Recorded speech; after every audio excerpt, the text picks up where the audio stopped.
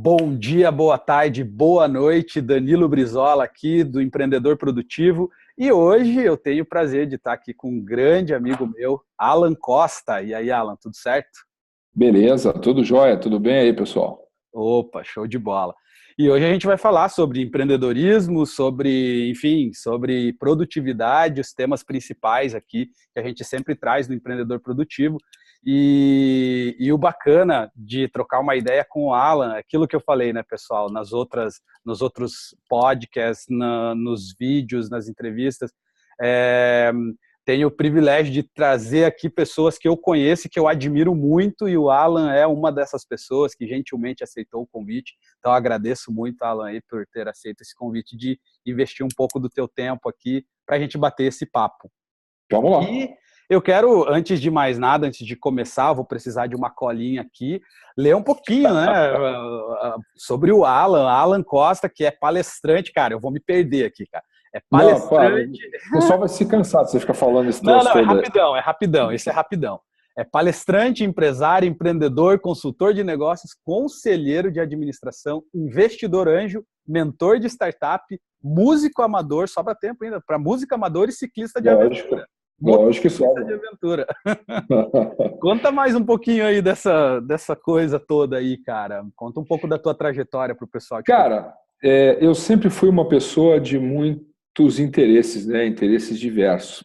Legal. E desde muito cedo eu aprendi que, na verdade, eu costumo falar que tempo é uma coisa mágica, porque ao contrário de dinheiro, ao contrário de inteligência lógico-racional, ao contrário de inteligência emocional, ao contrário de bom senso, tempo é o único recurso do planeta que é distribuído de maneira absolutamente democrática. Com certeza. Todo mundo tem 24 horas, a hora de todo mundo tem 60 minutos, o minuto de todo mundo tem 60 segundos. E aí, desde muito cedo, eu me perguntava, como é que alguns conseguem fazer tanta coisa ao mesmo tempo e outros estão sempre reclamando que não tem tempo para nada? E para mim, o segredo está em você encarar o tempo como um recurso finito e que tem que ser extremamente bem utilizado para que você possa ter tempo de fazer tudo que você quer fazer.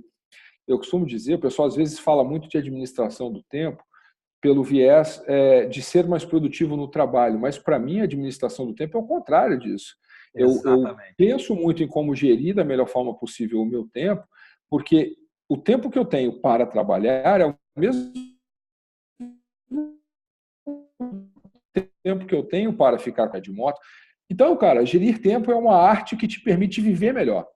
Então, Sim. desde muito cedo, eu encarei o tempo dessa forma. E aí, velho, é ser implacável com o uso do tempo. É isso aí, Sabe? é fazer acontecer. Exatamente. Fazer Exatamente. acontecer, Eu costumo botar brincar para. que eu planejo até o tempo de ir no banheiro, porque, pô, você tem sabe, o dia passa a ser dividido de uma maneira que te permite fazer muito mais coisas de uma maneira muito mais até tranquila, menos ansiosa, quando você encara o tempo por esse viés, né? Com essa ideia de que o tempo é um recurso finito e que você faz dele aquilo que você quiser, na verdade. E, inclusive, às vezes, você pode escolher não fazer nada com o seu tempo, que é uma coisa que eu também adoro fazer. Né? Uhum, Então, às vezes, eu uhum. não estou a fim de fazer nada, velho. Estou a fim de ficar deitado no sofá com o pé para cima e pensando na vida. Eu preciso ter tempo para fazer isso. Então, eu acho que o tempo é isso, né? Sim, não, com certeza, concordo. Não poderia concordar mais com isso. É uma filosofia que eu também adoto, cara. O tempo é o único recurso que todo mundo tem de É forma igual para igual, todo mundo, então exatamente. é muito, muito legal, muito legal. E conta um pouco, cara, da tua trajetória, como que você começou, enfim, eu sei que todo mundo tem a história curta, a história média, a história longa. Você sinta-se super à vontade em compartilhar Não, qualquer uma das três. eu vou tentar contar a versão curta. Na verdade, Aham, a minha legal. história ela é dividida em capítulos, né? O primeiro capítulo foi o capítulo da minha infância, até me formar no ensino médio. Eu venho de Aham. família humilde, morei numa cidadezinha pequena lá no interior do Paraná, embora eu tivesse nascido no Rio de Janeiro. Morei lá em Jacarezinho, né? Eu costumo brincar que Jacarezinho é uma cidade que tem um baita produto de exportação, que se chama Graziella Massafera, né? Que é uma Opa, ex-BBB, que hoje está fazendo nosso sucesso. Muita coisa boa que saiu de grande. Jacarezinho depois do ciclo do café, lá de 1960. Boa. E eu vim de família bastante humilde, né? Eu me lembro tenho memórias muito boas da minha infância, mas tenho memórias da dificuldade que meu pai tinha para poder fazer o que precisava ser feito.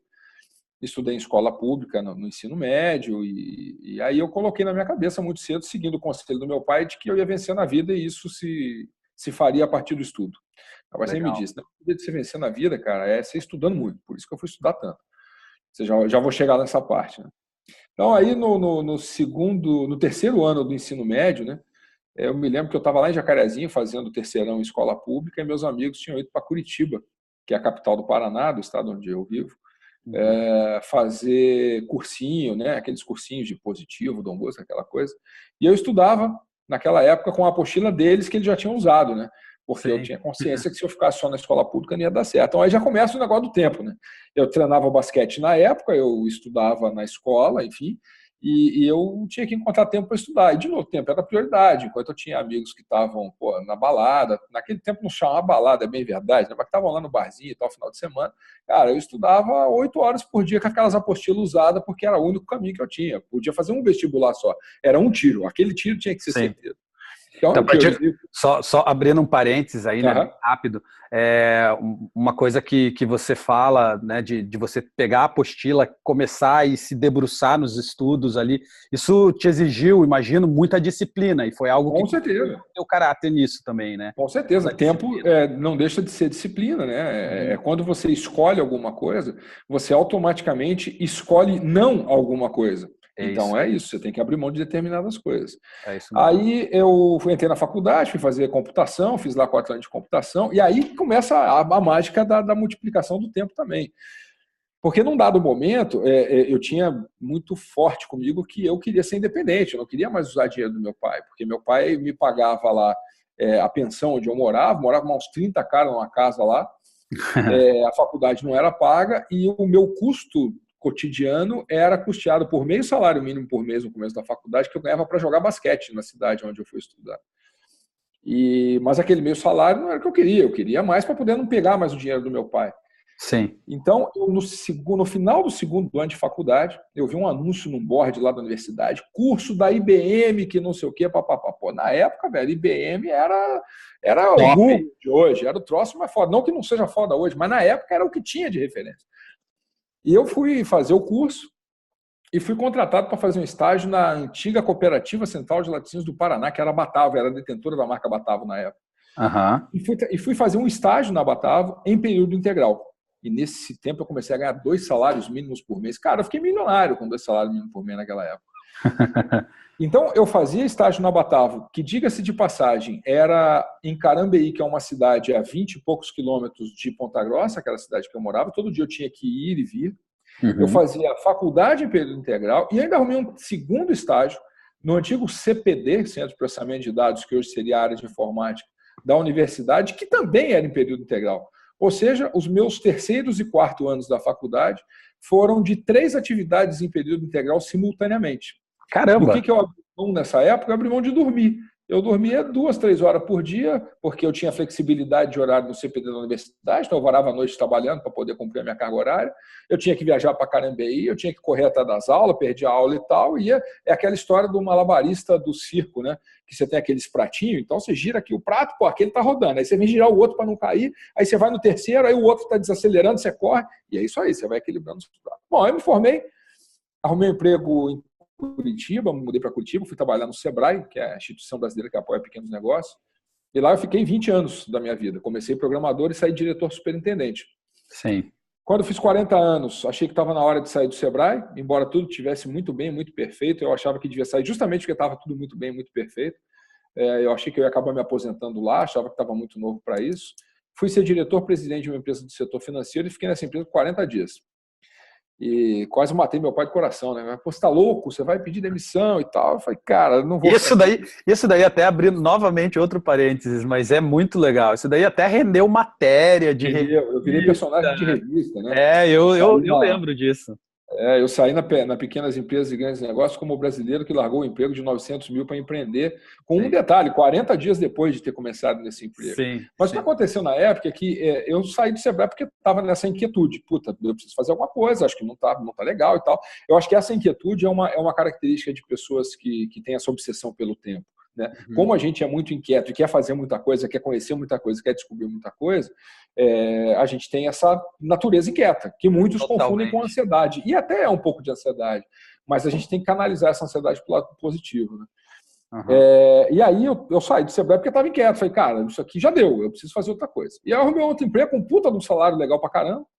E aí quando cheguei lá, vi que, puta, continuava com a mesma ansiedade, cara. E pior, eu estava me sentindo mais infeliz, porque eu tinha mudado de Curitiba, estava longe da minha família. Hoje eu consigo enxergar isso, né? Eu tinha perdido propósito naquilo que eu fazia, e eu aprendi que propósito para mim é uma coisa fundamental, é o que me move todo dia, a razão para fazer aquilo que eu faço, que tem que ser maior do que só ganhar dinheiro. Eu só percebi isso aos 40 anos também. Mas eu, quando trabalhava no Sebrae, tinha uma razão concreta para acordar cedo todo dia, que era ajudar a desenvolver o país. O Sebrae trabalha com pequeno negócio, com o sonho das pessoas, dos empreendedores, e isso traz um sentido de realização. E eu fui trabalhar numa empresa onde eu acordava de manhã só para pensar em estratégia para ganhar mais dinheiro. Isso para mim não fez sentido. E também não estou fazendo juízo de valor, dizendo que isso é bom ou que isso é ruim. Eu estou dizendo que para mim... Cada um tem os seus propósitos, com certeza. E aí eu pedi demissão, não sabia nem direito para quê, mas eu percebi que o problema não era o emprego que eu estava, e sim a atividade que eu estava fazendo ainda como empregado. Eu entendi que eu queria experimentar essa vida de ser empreendedor. E aí isso aconteceu há 5 anos atrás, exatamente 5 anos atrás, foi em 2013. E de lá para cá, minha vida virou de cabeça para baixo, né? Eu hoje a minha principal atividade é ser palestrante, é o que paga as minhas contas, né? Eu viajo o Brasil e agora, felizmente, começando a viajar para outros países fazendo palestra. Esse ano eu já fiz palestra em Portugal, já fiz palestra no Uruguai, já fiz palestra na Colômbia. E viajo o Brasil todo, numa agenda maluca, fazendo palestra. Negócio que me dá extrema... Precisa também gerenciar muito o teu tempo nisso, né? Com certeza, porque eu vivo em avião e aeroporto, e para cima e para baixo. E durante esses aviões e aeroportos e quartos de hotel, eu tenho que fazer todo o resto, que eu já vou falar o que é. Então, como é o troço que mais me dá tesão fazer, que é fazer palestra, porque os feedbacks que a gente recebe depois de cada palestra são sensacionais. As pessoas mandando mensagem agradecendo porque alguma coisa que a gente falou fez sentido, ajudou a mudar alguma coisa. Isso me dá esse sentido de propósito, de realização maior do que só o dinheiro, né? Muito bom. E, além disso, eu sou sócio de uma plataforma de inovação na internet chamada AAA, onde eu sou sócio de um outro palestrante e consultor aqui de Curitiba chamado Arthur Igreja, e do Ricardo Amorim, que é um personagem mais conhecido no Brasil, é um economista mais influente do Brasil de acordo com a Forbes, está no Manhattan Connect, que é um programa na TV acaba há muito tempo. Nessa plataforma de inovação, a gente produz conteúdo, né? Eu sou um dos executivos da gestão do negócio, um dos fundadores, e sou um dos produtores de conteúdo, porque é uma plataforma de conteúdo que é produzido por mim, pelo Arthur e pelo Ricardo.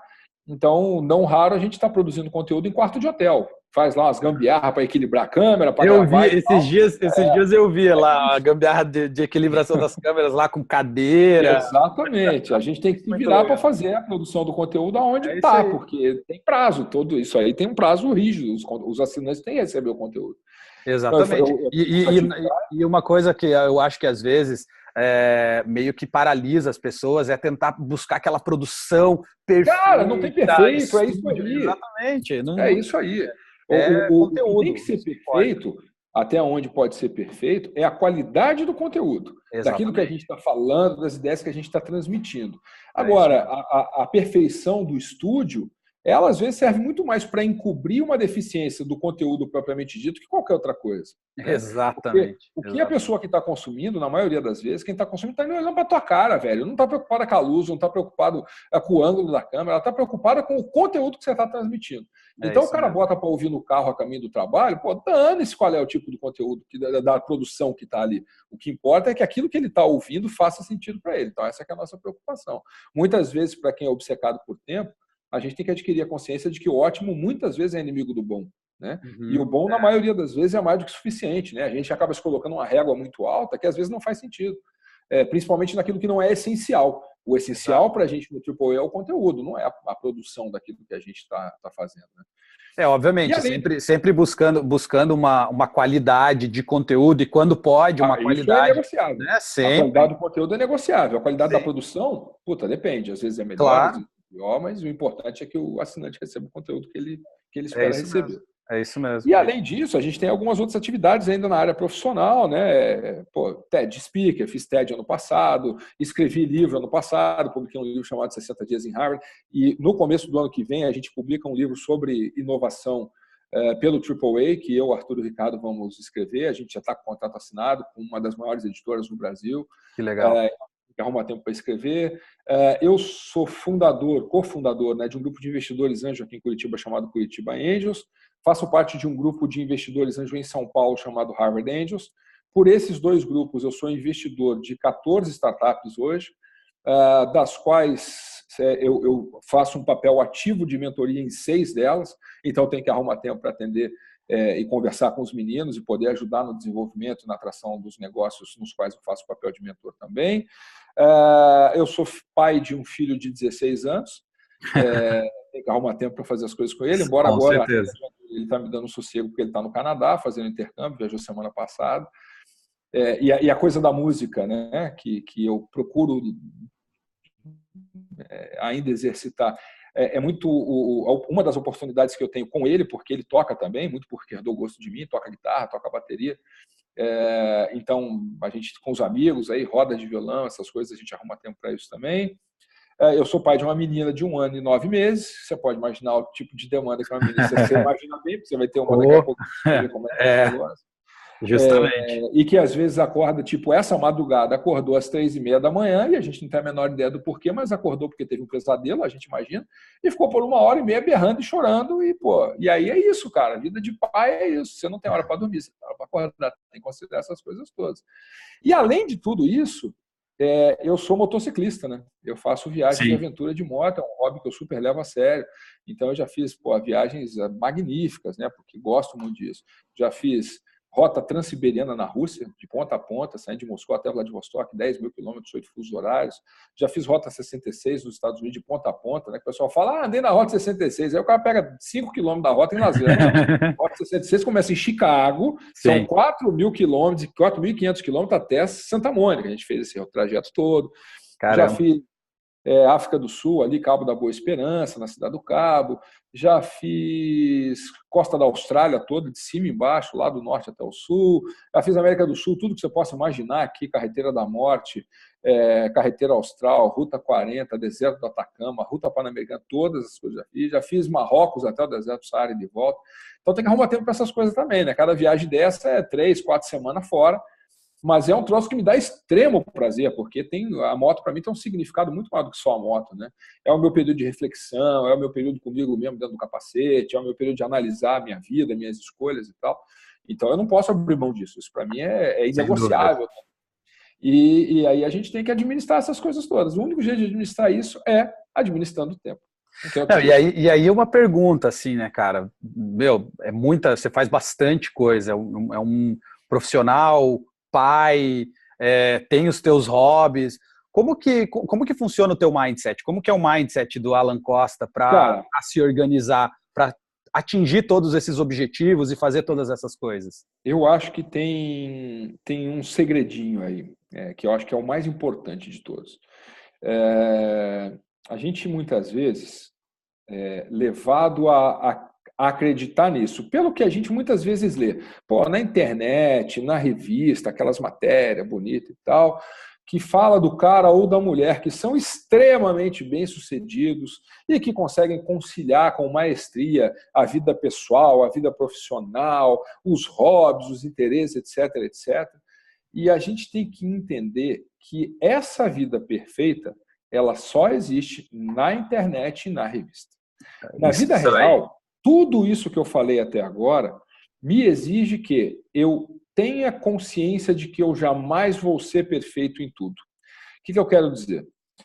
Trocando em miúdos, né? Existem determinados momentos na vida em que a sua prioridade é o lado profissional. Porque você está no momento de internacionalizar a tua empresa, porque você está lançando um projeto novo, porque você está com muita coisa ao mesmo tempo. Velho, nessa hora, a prioridade é aqui no escritório, são os meus negócios, é o que está rodando. E aí eu tenho que ter consciência que quando essa for a minha prioridade naquele momento, as minhas outras áreas da vida vão ficar cagadas. Não tem jeito, velho. De novo, o tempo é um recurso finito e escasso. Então, se eu priorizo determinada área, as outras inevitavelmente vão ficar momentaneamente em segundo plano. Aí, pô, equacionei a coisa no trabalho, as coisas estão andando bem e tal, a gente está conseguindo equilibrar os pratinhos legal. Então, agora, minha prioridade é minha família. Pô, vou arrumar um espaço para ficar mais tempo com a minha mulher, com os meus filhos, vou dar uma prioridade aqui. Nesse momento, o profissional vai ficar em segundo plano.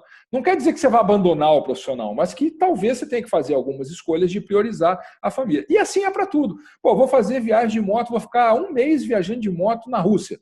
Velho, fodeu-se. A empresa vai ficar em segundo plano, eu tenho que ter gente aqui cuidando. A mulher tem que entender que eu vou ficar 30 dias fora e o meu coração vai apertar, mas eu vou ficar 30 dias sem ver meus filhos. Beleza? Beleza. Por quê? Porque a viagem naquele momento é a minha prioridade. É importante ter essa consciência, porque se a gente não tiver, a gente entra num estado de ansiedade e culpa permanente, o que é horrível, porque a gente é levado a acreditar que tem que dar conta de tudo ao mesmo tempo, e não tem nada que dá conta de tudo ao mesmo tempo. A gente só tem que ter lucidez para entender que em determinados momentos as prioridades mudam e que o resto todo que não for a prioridade daquele momento, talvez momentaneamente fique em segundo plano. O segredo do equilíbrio, de fazer muita coisa ao mesmo tempo, não está em fazer tudo ao mesmo tempo agora. Está em conciliar os momentos em que você vai priorizar A ou B ou C, de maneira que todo o resto possa funcionar de maneira harmônica e que você não se sinta culpado por essas coisas. Quando eu fui para a Inglaterra fazer meu primeiro mestrado, essa é uma história interessante. Eu já tinha concluído o meu MBA aqui no Brasil, tinha concluído o meu mestrado da FGV e pintou uma oportunidade de fazer um mestrado na Inglaterra, com uma bolsa do Conselho Britânico e tal. E eu apliquei para a bolsa e não veio resultado no prazo que eu achava que viria. Eu desencanei, achei que beleza, tá tudo bem, viajei de férias com a minha mulher e ela voltou grávida, do Luca, que hoje está com 16 anos, foi exatamente 17 anos atrás. E ela volta grávida de viagem e sai a bolsa. E o plano original era viajar para a Inglaterra com ela. A gente ia passar o ano lá e depois voltava. E saiu a bolsa. E aí? O Luca nascia em julho e eu tinha que viajar para a universidade em setembro. Era impossível imaginar que minha mulher na época fosse com o Luca, porque, cara, eu ia estar estudando, feito um cavalo lá, ela ia estar num país sozinha, com um recém-nascido, sem família, sem amigos, sem nada. Qual foi a escolha? Ela ficou e eu viajei para a Inglaterra e deixei o Luca com 2 meses de idade. Me dói o coração? Porra, me dói pra caralho, velho. Eu agora tô com a minha outra filha que tem 1 ano e meio, 1 ano e 8 meses, e eu tô, de certa forma, vivendo coisas que eu nunca vivi, apesar de eu ter o Luca. Porque o primeiro ano do Luca, eu tava fora. E eu perdi a primeira engatinhada dele, eu perdi o primeiro passinho dele, eu perdi a primeira balbuciada de palavra dele. Mas foi o preço que eu tive que pagar para poder fazer o mestrado na Inglaterra e para poder chegar onde eu cheguei e continuar caminhando a partir daí. Se você se deixa consumir pela culpa num momento desse, velho, você barra a sua vida. Porque puta que pariu, como é que eu fui capaz de fazer isso e tal. Isso paralisa, né? Paralisa. Eu acredito muito nessa coisa de energia, né, cara? Você atrai aquilo que você coloca para fora. Então, se você está colocando para fora uma energia ruim de que, porra, eu fui, mas fiquei culpado, eu fui, mas me arrependo e tal, porra, vai entrar num fluxo que não é legal, entendeu? Então, eu acho que quando eu acho que o arrependimento é o pior sentimento que a gente pode sentir, é o arrependimento. Exatamente. Então, para mim, o segredo do tempo é isso aí, cara. É você adquirir a consciência de que você. Adquirir a consciência e a liberdade que isso traz, de que você não tem que ser perfeito em tudo ao mesmo tempo e dar conta de tudo ao mesmo tempo. Não. A vida exige escolhas. A gente tem que parar com essa visão mundo de Alice aí, né? Que a família da margarina, a família do comercial de margarina, o empresário super fudidão e o que tem 58 hobby. Pô, não é assim que funciona o troço. Sim, o Rodrigo Hilbert está estragando isso pra gente, cara. A gente tem que botar uma associação aí, abaixo do Rodrigo Hilbert, que é essa ideia. Exatamente. O cara cozinha e o cara constrói casa e o cara, porra, dá nome de mudar. Faz tudo, né, cara? Pô, e aí? Para nós mortais. Fazer um abaixo-assinado aqui agora, né? Por favor, Rodrigo Hilbert, como aquele cara que fez aquela carta aberta, né? É uma boa Olha, você está nos atrapalhando, por favor. Isso aí. Mas é isso mesmo, cara. Não tenho como concordar mais do que isso. Questão de você ter as suas prioridades nos determinados tempos. Uma pergunta que me veio aqui enquanto você estava falando beleza, ok, você teve os momentos onde você precisou fazer as escolhas, né? E eu acho que aí é o que mais mexe com qualquer um, é você escolher um em detrimento de outro. E como que sempre foi o teu processo, cara, de escolha? Cara, eu tenho um perfil muito analítico. Eu sou o tipo de pessoa que, quando compra um celular novo, faz planilha comparando as especificações do celular. Tá? Pra você ter uma ideia de como é que é o meu processo de escolha. Eu, quando compro um carro novo, faço planilha comparando as especificações dos carros. Eu sou esse tipo de pessoa, que eu sou um consumidor que gosta de consumir informado. Entendi. Então, isso acaba indo para todas as outras áreas. Na hora que eu tenho que fazer essas escolhas, quando elas são chave, como, por exemplo, ir para a Inglaterra, fazer um curso, ficar um ano e deixar o filho de 2 meses, ou abrir mão disso e ficar com o filho. Eu tenho um processo meio nerd de análise também. Eu boto numa planilha mesmo. Pô, o que é importante para mim? Então, o que eu vou ter lá? Eu vou ter isso, isso, isso, de lado positivo. O que vai ter de lado negativo? Isso, isso, isso. Aí eu faço a mesma coisa com o ficando. Aí a outra opção, o que vai ter? Vai ter isso, isso, isso. Vai ter isso, isso, isso. Aí eu tenho clareza para que eu possa tomar a minha decisão, que no final do dia acaba sendo muito mais gut feeling do que qualquer outra coisa. Mas é um gut feeling informado, mais lúcido, entendeu? Mais consciente. Então eu analiso tudo, analisei, então tá, o racional está aqui. Agora, de posse do racional, quem vai decidir no final do dia é meu coração. É aquela sensação de que, puta, eu acho que o melhor caminho é esse. E aí é outra coisa que a gente tem que aprender. Velho, a única forma de saber o resultado de uma decisão é a posteriori. Sim. Não tem jeito de saber a priori. Então, a gente tem que parar com essa coisa também de escolher um caminho e ficar preso no outro. O ser humano é habilíssimo em fazer isso, né? Porque a grama do vizinho sempre é mais verde. Então, eu escolho ir por aqui, eu tenho certeza dentro das minhas convicções que é por aqui, e quando eu vou por aqui eu começo a olhar para trás. Puta, e se eu tivesse ido lá? Cara, isso é outro atraso de vida, isso é outro prende de roda do caramba. Sim. Né? Que consome tempo. Que consome caramba, tempo, consome energia boa, velho. Exatamente. Ficar nos ICs não resolve o problema. Quando você faz uma escolha e coloca a energia naquela escolha, isso facilita até o processo de arrependimento, se for o caso, porque às vezes acontece. Mas o arrependimento, não daquele do tipo, ai meu Deus, eu devia ter escolhido outro. Não. O arrependimento do tipo, porra, escolhi esse caminho está uma merda, então eu vou abandonar esse caminho agora e vou refazer a minha escolha. De maneira consciente, sem aquela coisa do vitimismo. Porque é natural, cara, em determinados momentos da vida, a gente vai fazer escolhas que vão nos levar por um caminho que, quando a gente estiver lá, a gente vai ver, porra, que merda que eu fiz, o que eu estou fazendo aqui? E quando isso acontecer, igual quando você aceita a proposta de emprego para ganhar 1 milha por ano e se vê num lugar que você não está feliz, você para e olha, vim para cá e não deu, foda-se, vou pedir demissão 40 dias depois e vou escolher outro caminho. Mas sem o vitimismo, sem... Claro, sem ficar naquela, mas, pô, meu Deus do céu, isso aconteceu por causa disso e daquilo, sem colocar culpado. Quando isso aconteceu, foi muito engraçado, porque eu tinha saído de 20 anos no Sebrae, né? Fazia 20 anos que eu estava lá. Sim. E deixei a posição de diretor superintendente. É uma vida, e aí, cara, 20 anos é uma vida, e aí, caramba. Eu fui para essa empresa, e 40 dias depois pedi demissão. Cara, todo mundo achou que eu ia querer voltar para o Sebrae naquela época. Inclusive quem estava lá. Não, pô, deixa o Alan fora daqui, porque daqui a pouco ele vai querer voltar para o Sebrae, daqui a pouco ele vai querer aqui o meu cargo, a minha posição, etc. e tal. Cara, isso é uma insanidade, porque fui eu que abri mão daquilo, fui eu que deixei aquilo para trás. Sim. Mas nós humanos estamos tão acostumados a esse vício de arrependimento e de querer voltar atrás, que é o que vem na cabeça das pessoas. Puta, o Alan voltou e agora ele vai querer voltar lá para o Sebrae e tal. Cara, isso nunca passou pela minha cabeça. Porque eu já tinha deixado aquilo, já era uma escolha feita. O fato de que eu fiz aquela escolha para seguir um caminho que não deu certo, não quer dizer que eu vou querer desfazer aquela escolha. A escolha já está feita. O que eu vou fazer é pegar um caminho diferente, que foi o que eu fiz. Que legal. Não, mas é isso aí, é isso mesmo. Acho que parar um pouco de pensar naquilo que foi feito lá atrás, no passado, porque, cara, o passado já foi escrito. Você não... Exatamente, já foi escrito, faz parte da tua história, então absorver isso como parte da tua história e partir para cima. É isso aí. Ele tem o papel de ensinar coisas pra gente. Exatamente. Mas não de ficar se revisitando e vivendo lá, né? Passou, vamos para frente e é isso aí.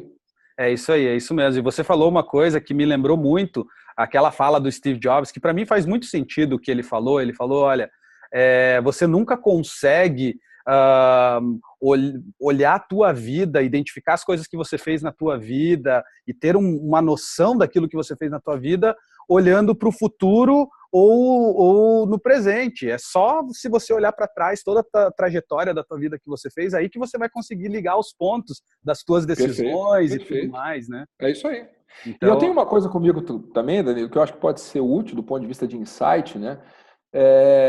Que é assim, por mais que a gente faça, realize, evolua, cara, sempre tem muito mais gente que fez muito mais do que a gente, que realizou muito mais do que a gente, que evoluiu muito mais do que a gente.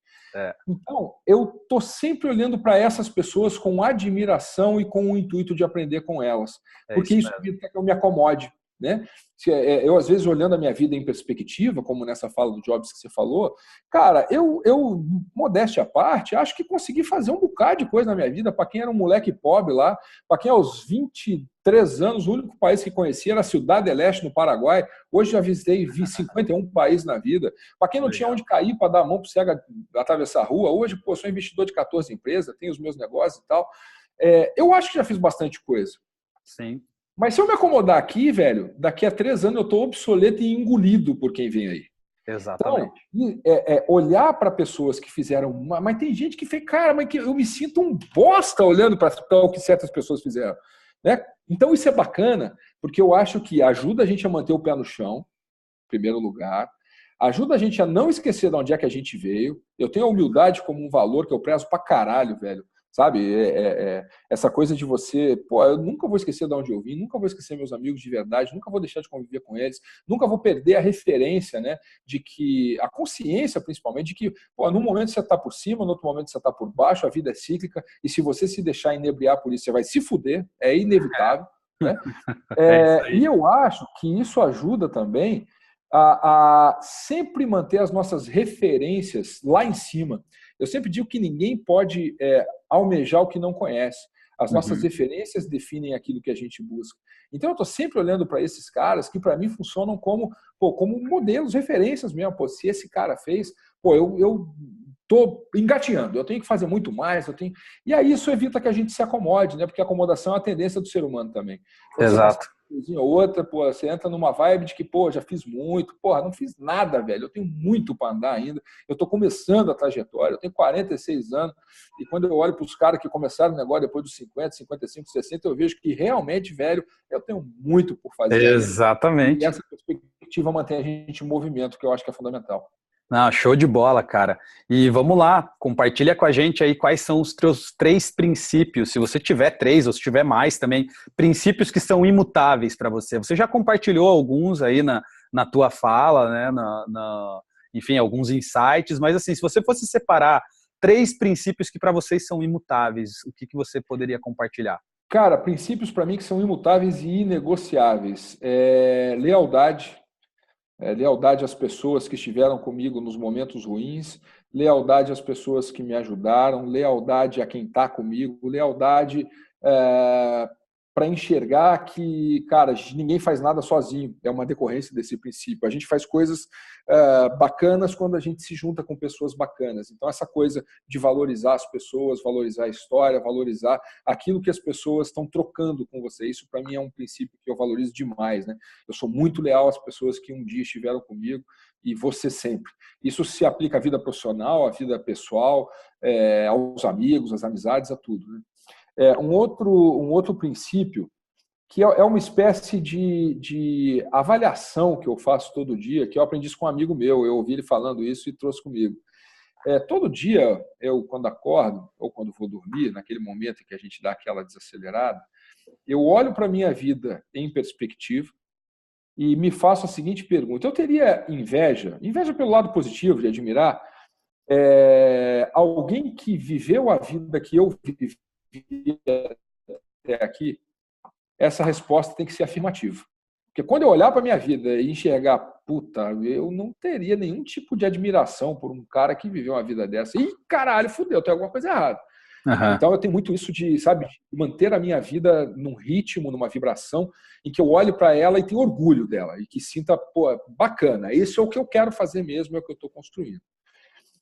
E um terceiro princípio que para mim mudou muito depois dos 40 anos, depois de toda essa reviravolta na minha carreira e tal, sempre estar questionando a mim mesmo com relação à régua que eu uso para me medir.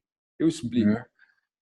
A régua que eu usava para me medir, até ter aquele emprego bacanudo de 1 milhão por ano e tal, era a régua do dinheiro, porque para mim sucesso media-se por dinheiro, só. E aí eu percebi o seguinte, cara, eu fui trabalhar numa empresa que ia me pagar com bônus, participação de resultado, com um salário de 1 milha por ano quase. Tudo bem que quem ganha 1 milha por ano não está rico, mas está longe de estar pobre, velho. Cartão de crédito você pode pagar sem fazer conta, não tem mais problema. E eu me vi feliz.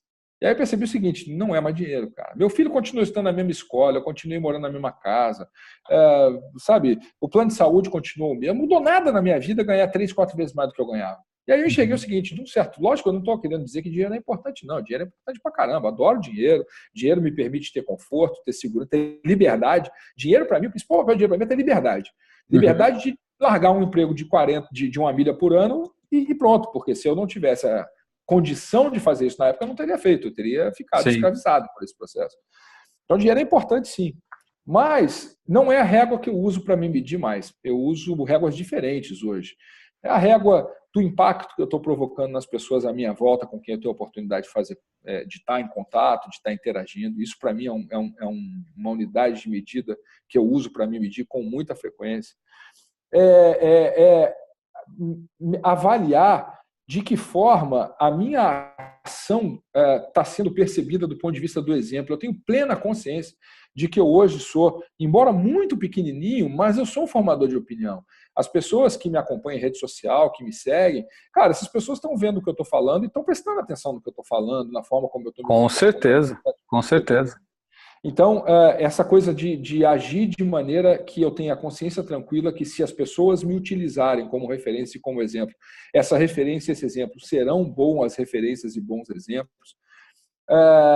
E eu acho que a régua da humildade, sabe, Danilo? Eu prezo muito isso, cara, de nunca me achar maior do que eu sou. Eu acho que quem faz isso caminha rapidamente para se tornar irrelevante, sabe?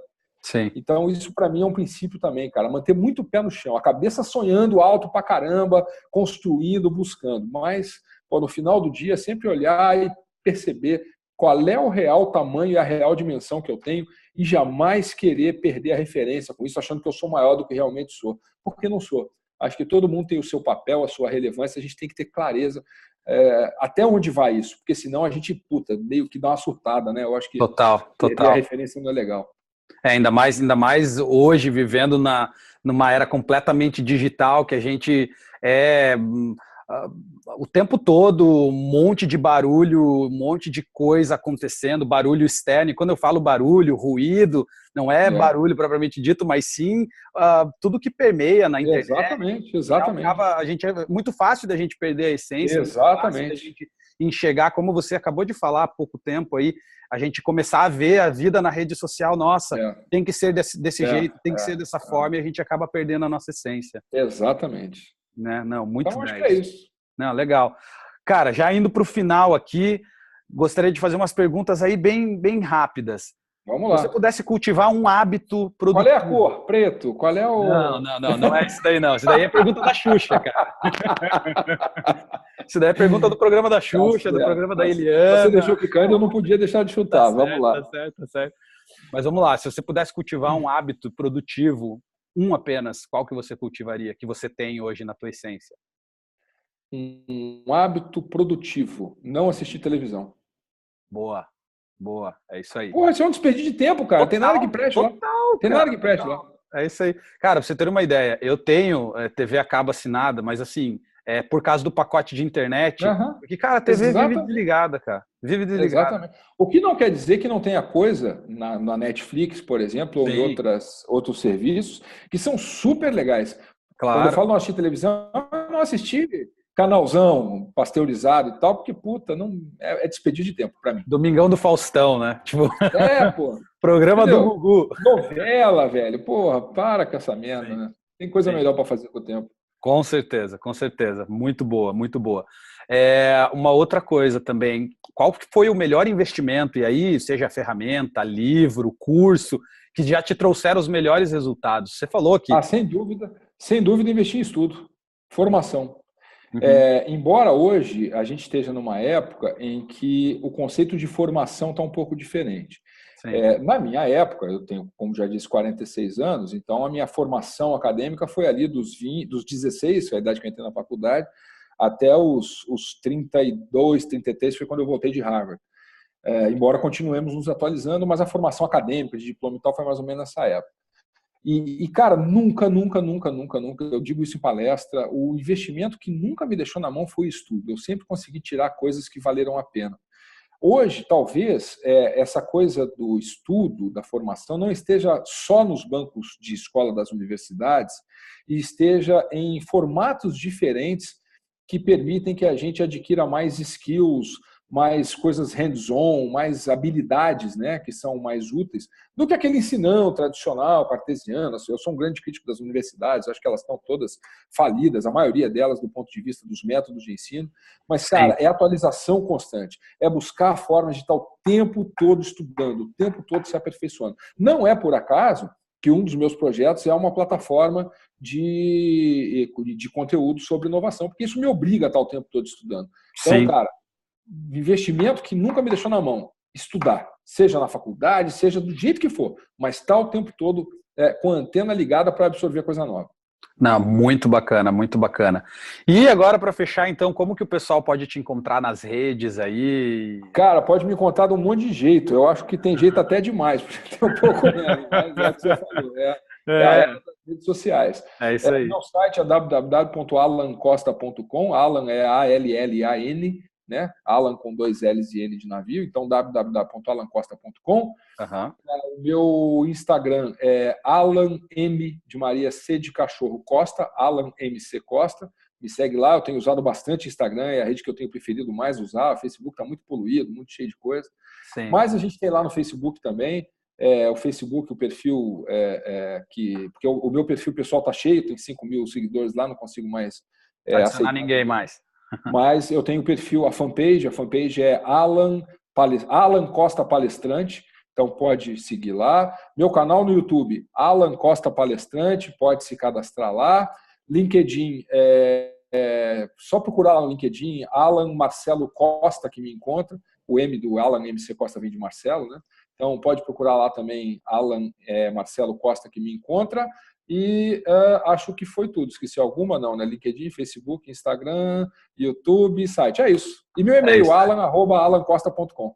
Show de bola, cara. Muito obrigado mesmo pelo bate-papo. Foi muito bacana. Bem bacana. Muitos insights. Muitos insights. Para mim foi sensacional. Tenho certeza que o pessoal vai curtir também. Legal. E cara, obrigado novamente aí pela participação. Obrigado você. Abraço para todo mundo que assistiu a gente aí e vamos em frente que o tempo urge. É isso aí. Valeu, pessoal. Até mais. Valeu.